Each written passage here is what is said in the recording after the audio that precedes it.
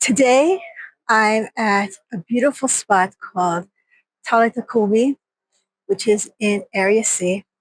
It's this beautiful guest house and one of the few places where Palestinians and Israelis can gather together. I'm here for a day of training in civilian protective presence in Palestine.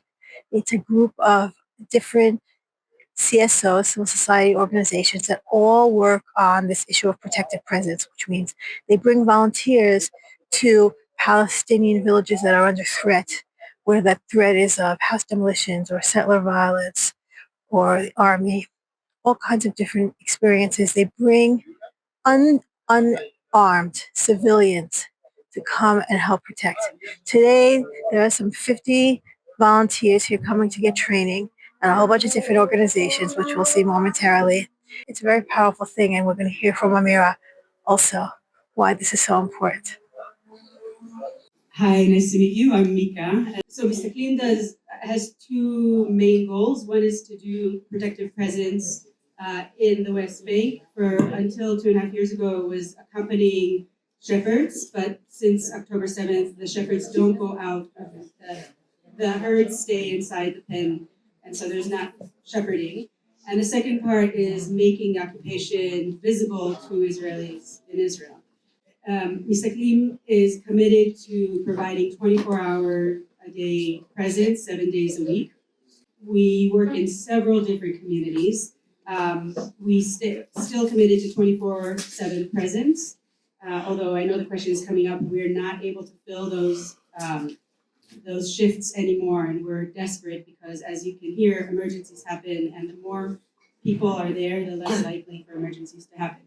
We only work at the request and at the invitation of the community. And so that meant that there was a lot of relationship building. And then once there was agreement and the community said, yes, we want this. And when something would happen, which was 2 to 3 times a day and sometimes at the same time in a couple different households, none would call us and say, we need somebody at Hussein. And then the shift manager decides which 2 people, always to go to that location and interposition, stand between the settlers and the household. Now we're no longer in one community. Now we still have one hospitality, but it's not in the village because we work in so many different villages, so we're constantly running around. Thank you. So my name is Matan. I am a field coordinator for Rabbis for Human Rights for the area of Khan al-Ahmar and the South Jordan Valley. We have field coordinators in a few areas in the West, several areas in the West Bank, and 3 of those field coordinators also bring volunteers, activists to the ground. So the 2 peaks of the activism of the activity of Rabbis for Human Rights is the harvest season and in the planting season, which happens every year in January.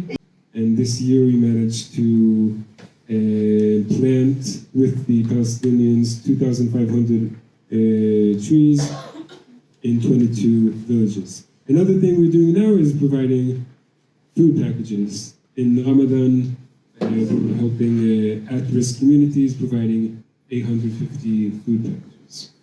Hello, my name is Galia. I'm from the JVA, Jordan Valley activists. We also work in the Jordan Valley, in the northern part of the Jordan Valley, which means that most of the places that we are in protective presence are like half an hour from Bet Shean, okay, if you can imagine it, geographically. We work with very small communities. They live like Bedouins. Some of them don't define themselves as such, but the way they live is, and they are based on cattle. These communities are threatened constantly by outposts which come out of the big and more established communities of settlers from the 90s and 80s, like Maskiot, Rotem.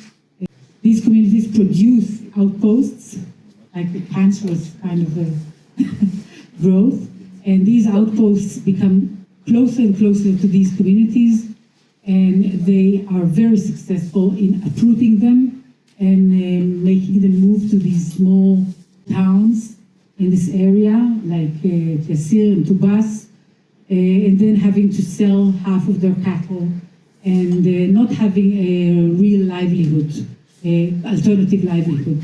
This is a process which we are trying actively to stop or to slow down, and we don't succeed. I mean, if these outposts have decided that they want to make sure that these 3 families or 4 families move, usually they succeed in doing that. We have some success in other places, and some new communities also address us and want our help, despite the fact that at the beginning they didn't want our help. So we are known, and they count on us. So we've known the communities quite well, and we learn to know more communities and more needs, and the relationship is very intimate. And this is something that pulls me again and again back to do what I do, despite the hazards. Thank you. Good afternoon, everybody. My name is Rabbi Arik Ascherman. I've been leading Israeli human rights organizations for over 30 years now. My beard was red when I started. For 21 years, I led Rabbis for Human Rights. And since 2017, the organization I founded, Torat Tzedek, the Torah of Justice. I've had the privilege or responsibility over these 30 years of training and mentoring generations of activists. And I don't know if I actually say I'm looking forward to working with many of you, because I wish it wasn't necessary. But given that it is, I am looking forward to having the opportunity to work with many of you, as I've worked with, as I said, generations of activists. Torat Tzedek, like Rabbis for Human Rights, on principle, is always dealing with human rights both of Jews and non-Jews. We work, for example, on the issue of public housing for Israelis living in poverty. We have a rights center here in Jerusalem, and we do lobbying and other kinds of things for the right, and making sure that also Israelis have a roof over their heads. And there's a connection, because so much of our work also for Palestinians is the right to have a home, and a secure home, which so many people do not have today. Since the establishment of our current Israeli government, and certainly after the October 7th massacre, more and more and more of our limited resources have focused on the issue of protective presence. This was the first year, as one of the people that really started the whole Rabbis for Rights Olive Harvest program, that I didn't pick one olive. It was good that you were doing it, because simply it was like a Sophie's choice. What do you do? Whether people need to get to their olives for their livelihood, or saving people's homes through protective presence. And the bottom line, as you will hear again, and you've heard again, and you will hear more before we finish this panel, in the context where we simply do not have enough people. But our region is, some people would call it the Jordan Valley. I actually say it's above the Jordan Valley. It's along what's called the Alon Road, more or less, from Jabba, just north of Jerusalem, to Duma, further north, and many, many, many communities in between. And in many cases, people tell us, and I give so much credit to the bravery and determination of Palestinians who, against all odds, when there's pogroms, when homes are being burned, when people are being injured, including our activists, and you've already heard about this emergency, and some of you know that someone actually working for the consortium was seriously injured just an hour or so ago. And that is the reality, and along with the incredible bravery of Palestinians, many of them tell us that were we not there, they'd be gone by now. Okay. Hi everyone, my name is Amira. I'm the head of mission of UCPIP, Unarmed Civilians Protection in Palestine.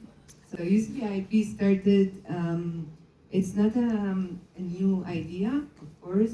We started 2 years ago when a team of people who have experience in doing protective presence around the world came together on the 7th of October because they had this seminar in Geneva, and they started the morning not knowing what's happening in Israel and Palestine, and then they saw the news, and then the woman standing in front of them in the board of directors, she was from Jerusalem, from UCPIP family, told them, okay, so you see what's happening in Israel and Palestine.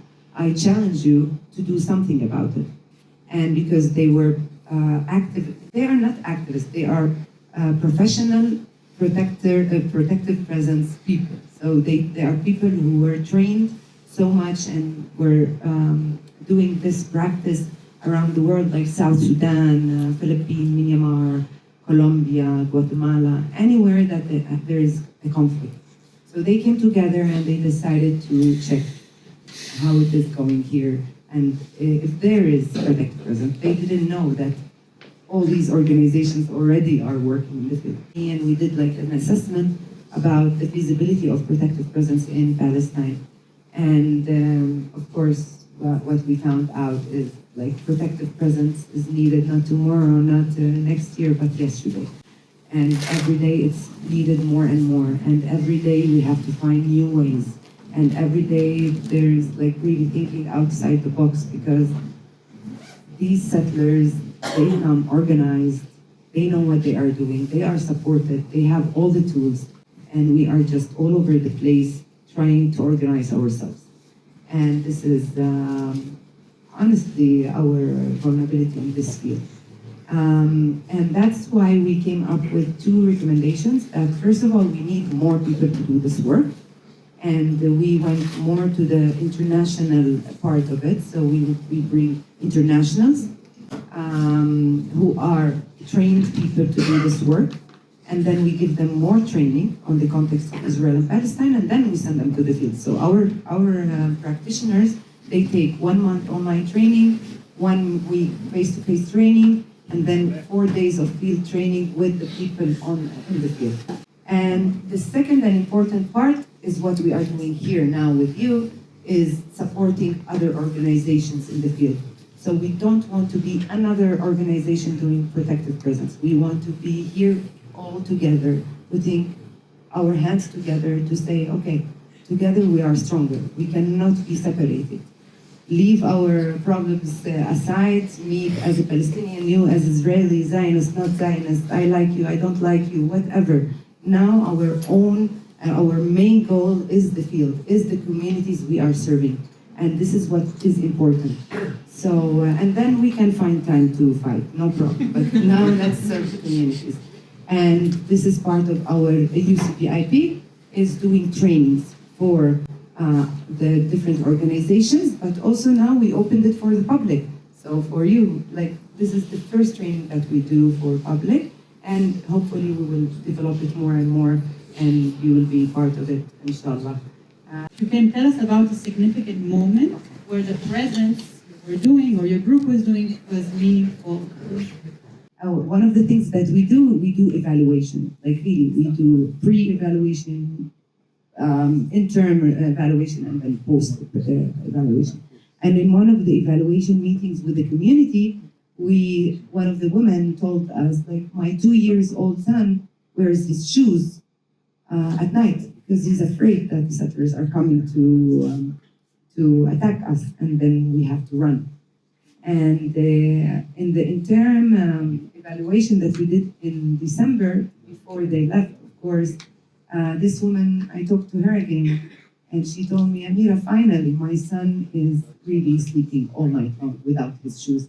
And for me, even if we didn't succeed to keep them, because it's out of all our control, not here only, but all of us, it's something bigger that needs bigger intervention.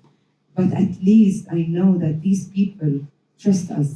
They feel safe when we are there. They are too afraid to be alone. And this is what's really important. We are not going to free Palestine, but we are going to support these communities and stand by them in solidarity.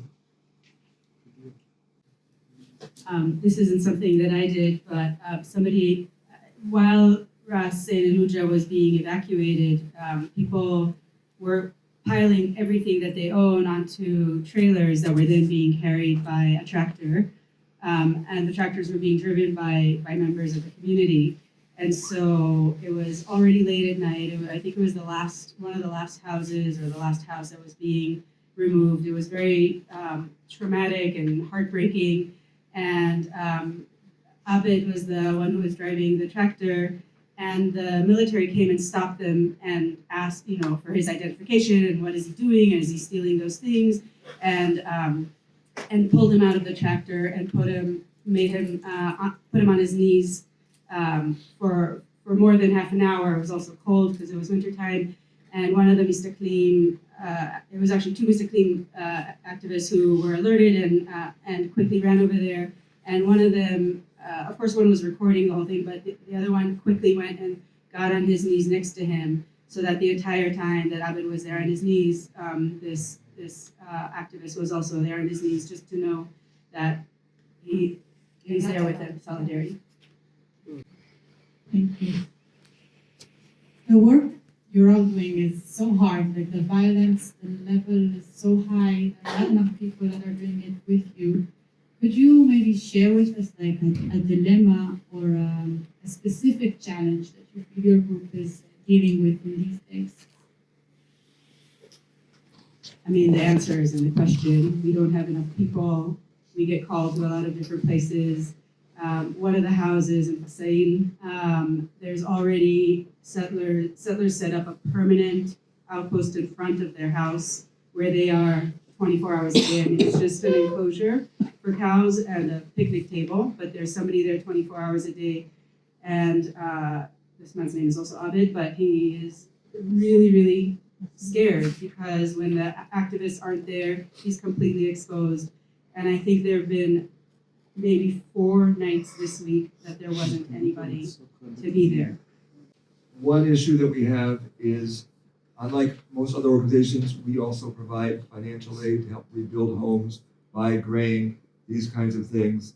There's a lot of issues with that and how it matters in a relationship with communities, and also the financial strain versus other things that we need to do. A second issue is that Torat Tzedek has had to jettison or put on back burner more projects because of the overwhelming need to focus on protective presence and how you balance between different projects. And the greatest dilemma is the thing that I know is a lot of your mind: the fear and the danger. I would be criminally irresponsible if I tried to tell anybody that what we do is not dangerous or could be dangerous. And I would actually I don't want any of you to come if you're not at all afraid. If I could redo the famous phrase of Rabbi Nachman of Wroclaw, that all the world is a narrow bridge and the important thing is not to be afraid at all, I would say not to be afraid too much. Because if you're not afraid, you don't know where you are. And you're not alert enough. Too much fear paralyzes, but we have a huge amount of responsibility. And my board, the fact that we're not only calling on people that are here, but we're actively recruiting now people from abroad to also participate. And my board is saying, what kind of responsibilities are we taking on ourselves? And that is something that weighs, I think, on all of us all the time, because we could not do what we do without putting ourselves, others in danger. And how do we reduce that danger as much as possible? And the responsibilities we have, for as much as possible, to keep all of you safe. But most importantly also, that if you don't feel like going to the front line, it's fine. It's totally fine, but it doesn't mean that you don't go to the field. So you have to go to the field, whether it's in the front line or in the back office. It doesn't matter. We need lots of help there. And not only us, but also the communities. Like really, we need, you are very young here, lots of you are in art and music and art therapy and whatever kind of things you can do. Come, bring it to the community. These communities are stuck in their houses. They can't go outside. their kids are stuck in the houses, they don't have any place to go. Come, let's make some games for them. Bring a clown. I don't know, like whatever. So be creative. You don't have to be in front with the scepter. Maybe us, we do it. Maybe there are activists. Of course, it's not enough. Like, maybe you can do something else. Like really, be creative. And we are here to help you find the place. And that's why we are here doing this panel, I think. I want to say something about the people who do not go out to the field. I think one of the things that is extremely important is what we talked about before, which is media, but also important, I'm talking as an Israeli, for Israelis to know what's happening. Even if you decide not to go, the fact that people do not know or choose not to know, I would say, because it is in the media, but most people choose not to know what is happening. Whenever you talk to someone about this, whether you are a volunteer or not, this is very important for people to know. And if you don't want to go to the field, there are so many other things you can do. You can join the media group, you can join the legal group. I mean, there are many things that we do that are not necessarily connected to the field. And the question is always, what are we doing? Sometimes we've succeeded in keeping people in their homes, and some of the communities that we were giving heart and soul for, like we heard about West Lane, I could tell you about others, are gone. And when we first started back in August of 2023 doing protective presence, I was arguing with fellow activists who said, we can't do it. I said, we have to. We have to. Can't be in our lexicon. But when I speak with Palestinians, in my broken Arabic, it sounds wonderful to people that don't speak Arabic. There's two things that I talk to them about. One, I talk about the rabbinic midrash, the commentary on the story both in the Quran and the Bible about the parting of the sea, where our rabbi said that God didn't part the sea until all the children of Israel jumped into the water. And I talk to people, I know, also for you Palestinians, why do another police complaint when it seems they're going to close it? It seems pointless, useless, and yet we have to keep on trying everything. And the other thing, I'm going to speak personally as a rabbi and as a Jew and as Israeli. So many, and I talk to people about this, so many times through so many dark centuries, we were alone when people busted down our doors in the middle of the night. What we Jews would have given not to have been alone. And I tell people, I cannot promise you that if we just do A, B, and C, we're going to stop the violence, we're going to protect your homes, we're going to protect your trees. We're going to try. But I can't promise what I can't stand behind. I can only promise to try. But one thing I will promise, you will not be alone. And that seems so little, and it means so much to so many people. Not to be alone. Not to be alone. And that's one thing, with your help, the one commitment we can keep. That come what may, people will not be alone in the dark hours.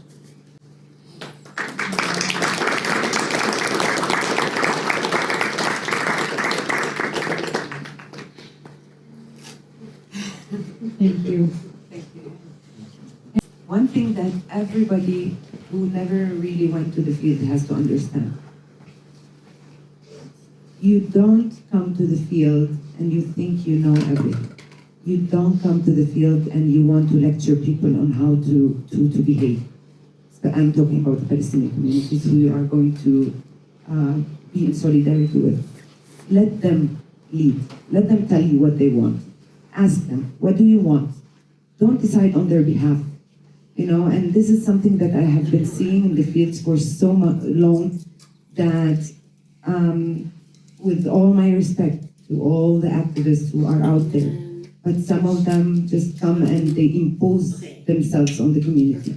You don't go to the community unless you are invited. You don't come to the community and tell them what to do. You have to listen to what they need. You ask them, what do you need, and then you help them. Can you tell us a little bit about what this day is? This is an attempt to deal with one of our most critical needs, that we don't have enough people. If we just had 1% of the Israelis who say that they're for human rights for Palestinians and against the occupation, giving us one shift a month, if we had more people coming abroad with their feet on the ground, we could come close to my vision of having 20 people 24/7 in every single endangered community and helping communities go home. And we're far from that, very far from that. And so, as part of the consortium that we're a part of, this is an attempt to try to bring in people who haven't been active until now, maybe are uncertain, maybe are afraid, maybe just want to get some more skills before they do it. And that was what this day was supposed to be about. And why is it so important, Dafka, for Israelis to be doing this work? Well, we need everybody, Israelis and non-Israelis. But first of all, because it's our responsibility. We've created this problem. You can say, I mean, we can debate whether, to what degree Palestinians also, it takes two to tango. But we are the people that have become the oppressors. We are the people that are doing things. It's our people that are doing things which must be stopped. For me, the fact that there are Jews who hate and oppress non-Jews is just as awful as it is that there are anti-Semites and people that oppress Jews. You've been doing this now for almost 30 years. Over 30 years. Over yes. 30 years. Have you seen change? Well, for many, many years, we thought things were actually getting better. But now it's gotten worse and worse and worse. And I can tell you that until October 7th, until the massacre, I never felt marginalized. Sometimes we had more people with us, sometimes I get less, but we're part and parcel of the fabric of Israeli society. And now we've become a suspected and not particularly liked minority, as people that were with us in the past are gone. And that's the situation of Palestinians today, and that's our situation with our finger in the dike, but the dike is disintegrating. Today we had training for those who are interested in doing protective presence, but really never had the training before or want to understand more this kind of practice. What does it mean? From where does it come? It's not just protective presence. It's not standing there in front of the settlers, you know. It has a whole, theory behind it. Yeah. And it's not Israeli-Palestinian thing also. It's a global thing. Right. Protective presence is there in so many countries around the world. Like in South Sudan, there are people doing it. In Ukraine, in Iraq, and So we wanted to open the training that we do for our activists. At the beginning, I was terrified that nobody will come. And then, little by little, the numbers started increasing until yesterday, it was 50 people. 50. Amazing. And then, of course, because you don't know how the age, I didn't want to ask for the age. And then today, when they came, mostly they were 20s, 30s. And I was so happy to see this kind of age, because normally in protective presence in the field, you see older people, which is amazing. It's great. But now I saw today interest from the younger generation, who have full energy, who can do it. And they learned a lot of stuff. And at the end of the day, we presented 5 different organizations, our work, where we work, what we do, the different options they have. Amazing. So now we have a pool of 50 new people to do protective presence. So inshallah, these young people will not lose interest and will continue. And this is just the beginning. Why is it so important to you?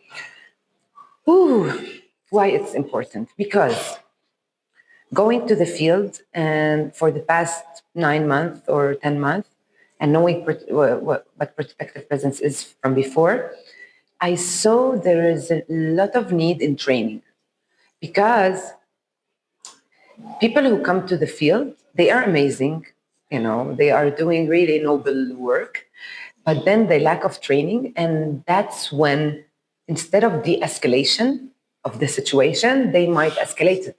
So instead of coming and doing NVC, which is nonviolent communication, they might start shouting and, and it could escalate the situation.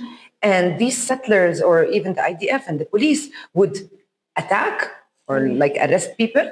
And even if this activist who didn't do left home and went back to his home in Tel Aviv and spent the night with his kids, at night these settlers will come to revenge from the community because of something that this untrained activist did. So it's important for me, for the safety of these people who come to do this work, for the safety of our communities, and the safety for example, in UCPIP, people are trained. So when an untrained activist come in the field, we are put in danger, and it's a lot of responsibility for me as Amira, as the head of mission of UCPIP, to hold that. I know and I trust my activists or my team, but I'm not sure the other people who are coming as individual or from other organizations, are they trained or do know how to do things in the field or not? Why are you dedicating your life to protective presence? Okay, so do you know when you are, as a little kid, I will give you an example. You are a little kid walking in the street and you are just walking, playing with your friends, and a stray dog comes and attack you and want to attack you and bite you. What do you do? What do you do when it first attack you? You run and you start shouting as a little kid, "Mama, Mama," or Dad, or someone who's close to you. And that's when you arrive to this person and you hug him and you feel safe. Protective presence for me is exactly that feeling I felt when I was 12 years old, when our house was partially bombed, and a woman from England, from a group called Women in Black, came and did protective presence for us in our house. And it was so amazing as a little girl to feel seen, to feel protected, to feel safe when the world failed us, And that's how I felt when I was only 12 years old. And I lived with that feeling all my life that, oh, that woman was there risking her life, seeing us, listening to us, sharing our food, and just feeling safe with her. Even we weren't sure if the F-16 will come and bomb again the neighborhood. But you know what? It doesn't matter. We will not die alone. They will not say a family died or were killed by an F-16. Wow. So, yeah, that's the feeling that comes from my childhood. Thanks for listening to Women Ending War. If you want to help create change, you should join us. Subscribe, like, comment, or share. Tell your friends about us. Talk about it. Be part of the solution. Thanks, and see you next time.